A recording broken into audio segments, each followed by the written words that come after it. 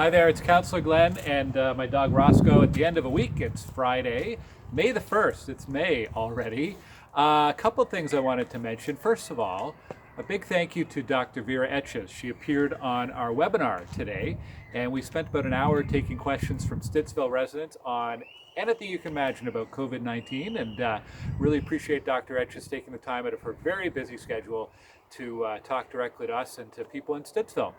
You can find that video on my YouTube page, and it'll be uploading to Facebook as well in just a few minutes. Now, just after our webinar, Dr. Etches did her daily media update along with some other city officials, and there was some really good news shared, which is, if you look at the statistical modeling and everything, she said that she believes Ottawa is past the peak of cases for COVID-19. So that's a lot of great news, and we're continuing to hear a lot of new information from the province and the federal government about what plans might look like heading back to a little bit more normal, at least to start to some of the relaxation of physical distancing. But you know, one thing Dr. Etches keeps reminding us is we're not through this yet, and you want to keep on limiting your trips outside your home to only essential activities and washing your hands as often as you can, and don't touch your face. Anyhow, I hope you have a chance to watch the webinar. I'll also put a link to the daily press update because there's always some really good information there that Dr. Etches shares.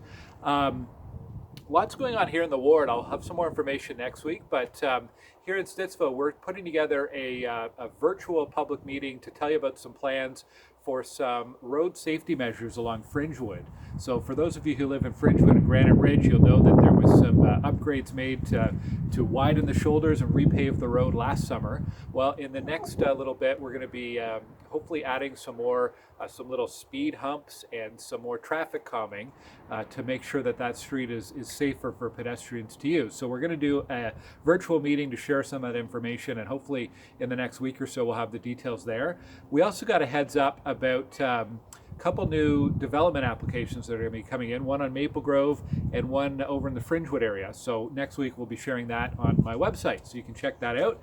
And of course, we've been working a lot this week on preparations for the May 11th meeting of Planning Committee and the Agriculture and Rural Affairs Committee, where we're talking about the official plan. You might have heard about this in the news. This is about growth management. Where is the city going to grow? We're going from 1 million people to over 1.4 million people in the next 2 or 3 decades.